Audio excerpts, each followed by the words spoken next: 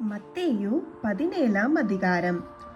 6 நாளைக்கு பின்பு இயேசு பேதுருவையும் யாக்கோபையும் அவனுடைய சகோதரனாகிய யோவானையும் கூட்டிக் கொண்டு தனித்திருக்கும்படி உயர்ந்த மலையில் மேல் போய் அவர்களுக்கு முன்பாக மறுரூபமானார்.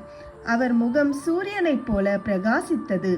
அவர் வஸ்திரம் வெளிச்சத்தைப் போல வெண்மையாயிற்று. அப்போது மோசேயும் எலியாவும் அவனோட பேசுகிறதாக அவர்களுக்கு காணப்பட்டார்கள். அப்போது பேதுரு இயேசுவை நோக்கி, ஆண்டவரே, நாம் இங்கே இருக்கிறது நல்லது. உமக்கு சித்தமானால் இங்கே உமக்கு ஒரு கூடாரமும், மோசேக்கு ஒரு கூடாரமும், எலியாவுக்கு ஒரு கூடாரமுமாக 3 கூடாரங்களை போடுவோம் என்றான். அவன் பேசுகையில் இதோ ஒளியுள்ள ஒரு மேகம் அவர்கள் மேல் நிழலிட்டது. இவர் என்னுடைய நேசகுமாரன், இவரில் பிரியமாயிருக்கிறேன், இவருக்கு செவி கொடுங்கள் என்று அந்த மேகத்திலிருந்து ஒரு சத்தம் உண்டாயிற்று.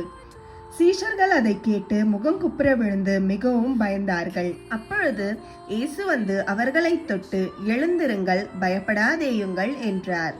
அவர்கள் தங்கள் கண்களை ஏறெடுத்து பார்க்கையில் இயேசுவை தவிர வேறு ஒருவரையும் காணவில்லை.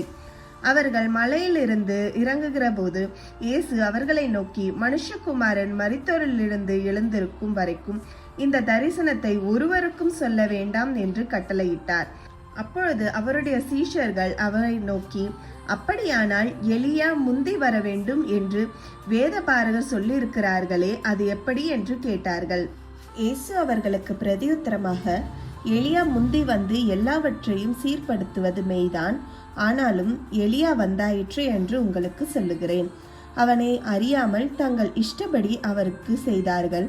இவ்விதமாய் மனுஷகுமாரன் அவர்களால் பாடுபடுவார் என்றார். அவர் யோவான் ஸ்நானனை குறித்து தங்களுக்கு சொன்னார் என்று சீஷர்கள் அப்பொழுது அறிந்து கொண்டார்கள். அவர்கள் ஜனங்களிடத்தில் வந்தபோது ஒரு மனுஷன் அவரிடத்தில் வந்து அவர் முன்பாக முழங்கால் படியிட்டு, ஆண்டவரே, என் மகனுக்கு இரங்கும், அவன் சந்திரரோகியாய் கொடிய வேதனைப்படுகிறான். அடிக்கடி தீயிலும் அடிக்கடி ஜலத்திலும் விழுகிறான். அவனை உம்முடைய சீஷர்களிடத்தில் கொண்டு வந்தேன். அவனை சொஸ்தமாக்க அவர்களால் கூடாமல் போயிற்று என்றார்.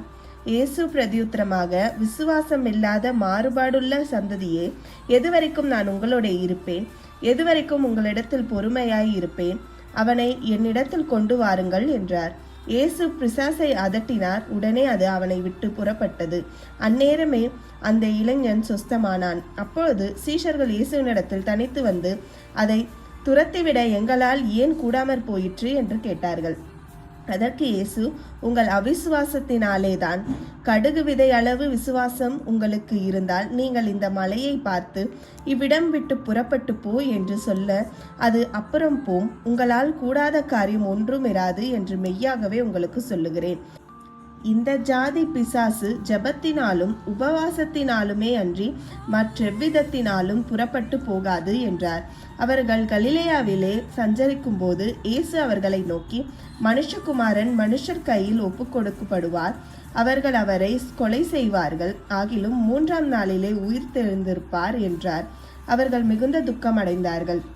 அவர்கள் கப்பர்நகூமில் வந்தபோது வரிப்பணம் வாங்குகிறவர்கள் பேதுருவினிடத்தில் வந்து, உங்கள் போதகர் வரிப்பணம் செலுத்துகிறதில்லையா என்று கேட்டார்கள். செலுத்துகிறார் என்றான். அவன் வீட்டிற்கு வந்தபோது அவன் பேசுகிறதுக்கு முன்னமே இயேசு அவனை நோக்கி, சீமோனே, உனக்கு எப்படி தோன்றுகிறது? பூமியின் ராஜாக்கள் தீர்வையையும் வரிசையையும் தங்கள் பிள்ளைகளிடத்திலோ அந்நியரிடத்திலோ யாரிடத்தில் வாங்குகிறார்கள் என்று கேட்டார். அதற்கு பேதுரு, அந்நியரிடத்தில் வாங்குகிறார்கள் என்றான். இயேசு அவனை நோக்கி, அப்படியானால் பிள்ளைகள் அதை செலுத்த வேண்டியதில்லையே. ஆகிலும் நாம் அவர்களுக்கு இடல்லா இருக்கிறபடிக்கு நீ கடலுக்கு போய் தூண்டில் போட்டு முதலாவது அகப்படுகிற மீனை பிடித்து அதன் வாயை திறந்து பார். ஒரு வெள்ளிப்பணத்தை காண்பாய். அதை எடுத்து எனக்காகவும் உனக்காகவும் அவரிடத்தில் கொடு என்றார்.